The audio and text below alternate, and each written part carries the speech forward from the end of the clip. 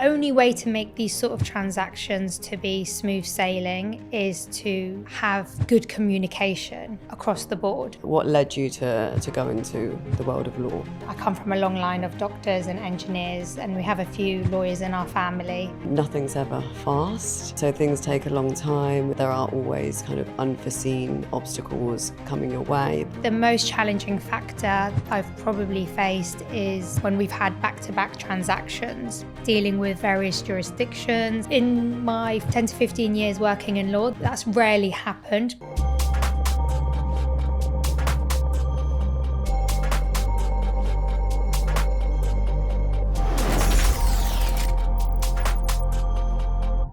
Hello everyone, I'm sat here with one of my colleagues called Dee. And Dee, introduce yourself. Thanks, Persia. Hi, I'm Dee. I'm the Director of Legal and Corporate Affairs at Aeras Aviation, based in our Dubai office. And Dee, thank you for joining. And I just want to get to know a little bit more about the role and kind of your story prior to Aeras Aviation. So just the first question really is this your first legal role within the aviation industry? Yes, that's correct. So first role within the aviation sector. However, for the last 10 years, I have been a contract solicitor. So the skills are very transferable. However, obviously it's a new industry, different clients, different transactions, but more or less the same in terms of contract drafting, negotiations, and Sure, it's just adapting to a correct, the a new commercial field. terms, so on and so forth. But yeah, it's a very busy and exciting industry, that's for sure. And how's it been for the past 12 months working with Aeras? Extremely busy, but I'm not complaining. And tell me a bit about your kind of background. What led you to go into the world of law? Actually started from a very young age. I come from a long line of doctors and engineers, and we have a few lawyers in our family. And I just decided that being a doctor and an engineer, mostly because maths and science weren't my favourite subjects at school, and I really did enjoy law when I did it at college, so I just thought it was probably the best option for me. The right route. And once you start, it's very difficult to come out. So For sure. I feel like when you've signed yourself up to any position or role or sector, you can't then suddenly just snap your fingers and leave. Yeah, that's correct. You get sucked in. Yeah. And would you say from a legal side that being a lawyer is a male dominated industry, or what's the ratio? I'm only asking the question because within the aviation world, obviously it is very male dominated, and the classic lawyer is very bland and boring, and you don't represent any of those things. So have you found it being kind of an advantage being a woman in your field? So I would say back in the day it was probably more male dominated. I think now in today's society it is very different. When I first probably started, I would see a lot more male partners than I did female partners in law firms, that's for sure. But I think definitely in today's day and age, I think women are really prioritising their careers. So there is that opportunity for them to really progress and become directors, to become partners. So I think that's probably changed more in terms of society, not really the legal world not allowing women to Sure, it's progress. just more opportunities for women and more access. Yeah, and more, I'm finding that, especially my year at university, I did see the ratio, there was more male students than there were female. So I think it's also, maybe back then not many females are choosing to study law. But nowadays I am seeing a lot more females coming up through the ranks. That's good. Yeah. It's really nice to see. It's the same, every conference that we attend, for one of the aviation conferences, there's more and more ladies attending. Like you said, that there's more access for women, or prioritising the careers over staying at home building families. So 12 months into your role with Aeras, we've done a couple of projects together. I've definitely been learning a lot on the legal side. How have you found, working on those particular projects and comparing them to previous contracts you've done in the past in other fields?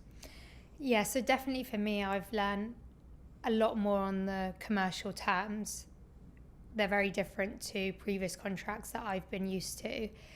I would say that the most challenging factor that I've probably faced is when we've had back-to-back transactions, dealing with various jurisdictions, having a conflict of law, to the small things, trying to agree on a particular escrow agent. I have found on some of the transactions that at each stage there is one obstacle or another.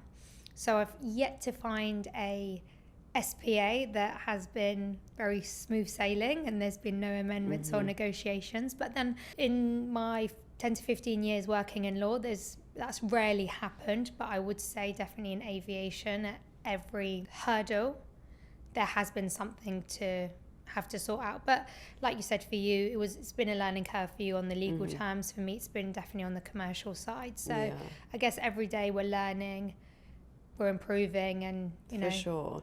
And especially on an engine transaction, if you're doing a back-to-back, every case is so different because you're dealing with different types of companies, working from different countries, and different time zones as well. Different time zones.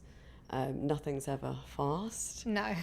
So things take a long time, and like you said, there are always kind of unforeseen obstacles coming your way. But we learn different projects by doing it in practice, right? So that's the only way to do it. The only way to make these sort of transactions to be smooth sailing is to have good communication across the board. Sure. And I think that's sometimes where it's not that smooth sailing, purely because you're dealing not only with the legal teams on the email, you've also got the sales team, you've also got the operations. So it goes to that saying, there's a lot of chefs in the kitchen.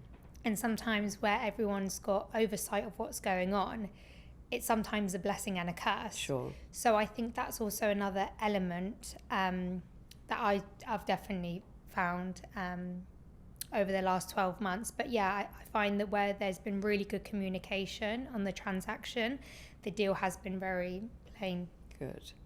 I mean, you joined when Aeras started going through the transitional and restructuring stage of its biggest restructuring, actually, that's happened in 8 years. And we've gone from being, a fairly small engine parts trader to, a bigger player in the industry, buying engines, tearing them down, being involved more in engine flips.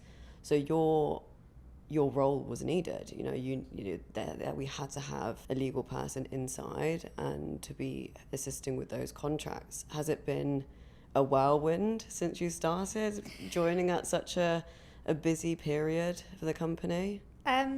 For me personally, because I came from working in law firms and in-house at very large corporate companies, the transition to another company that's going from, let's say, a family to a more corporate-esque sort of company, that transition wasn't... Was it new territory for you? The aviation side, definitely, but in terms of working for a corporate company, no. I think building the legal department from scratch and also the compliance side, I think that was a bit more challenging. While it's great to come in and set your own tone into a department, you're also starting from scratch. So you're going back to doing templates, you're going back to doing new forms, you're reviewing what's been sent out over the last 8 years and, looking at the documents and seeing how we can improve them. So I think that was more challenging because it was very time consuming, as well as working on transaction sales.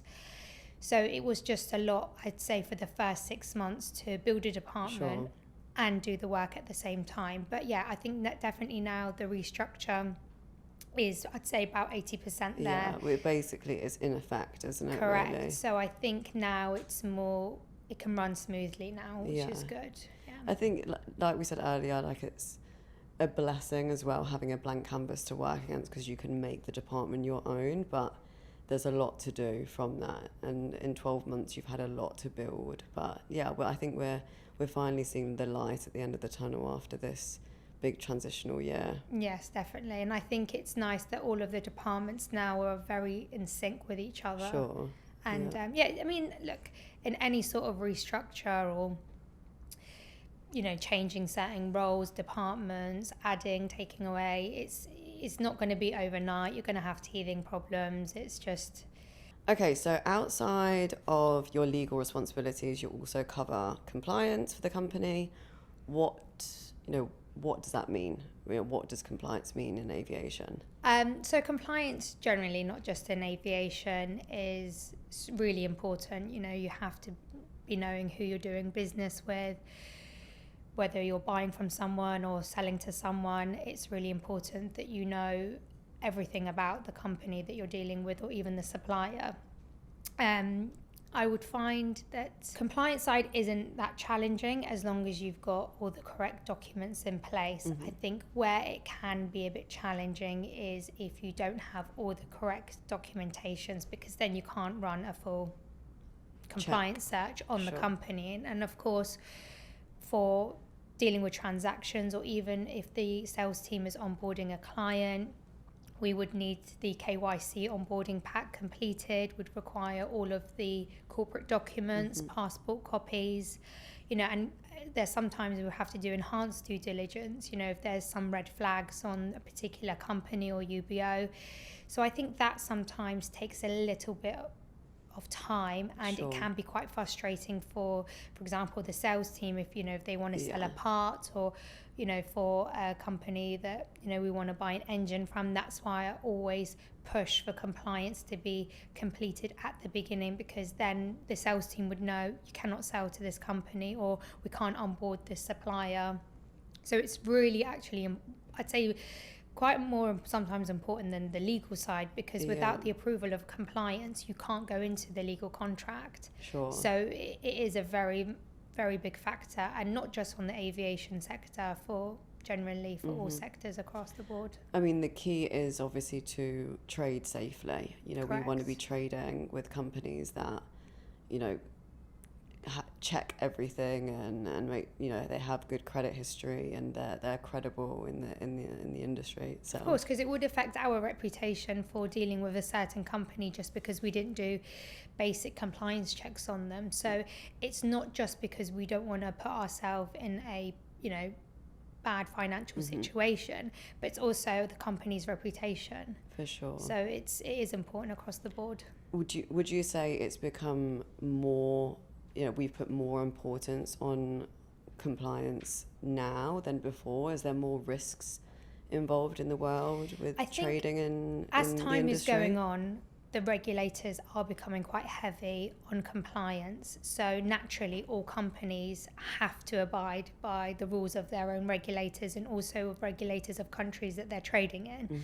So I do think that, yes, that's mainly because of the law. Sure. Okay, so as the law has got more strict, correct, we have also then had to implement those sort of more guidelines. Measures. I mean, I remember before there were some companies that didn't have a compliance manual, and now on the checklist when we're dealing with suppliers and customers, they ask you, do you have a compliance manual?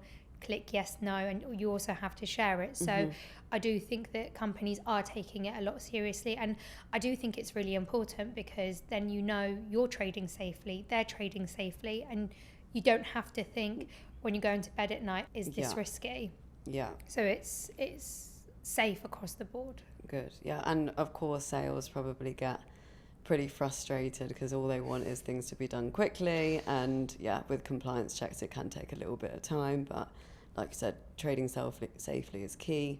It's what we need, otherwise we don't want to get of course. I mean, sometimes I'm not everyone's best friend when it comes to compliance. However, in the long run, a sale that could be worth 6 figures could also cost you 7 figures in legal fees, because you shouldn't have contracted with that company. So at the end of the day, I'm doing everyone a favour. All right, Dee, well, we've covered kind of your life before Aeras, legal and compliance within the company. What's next? Hopefully a long journey with Aeras. Well, thank you so much for joining. Having me. I appreciate it. It was interesting to have a little insight into what you do.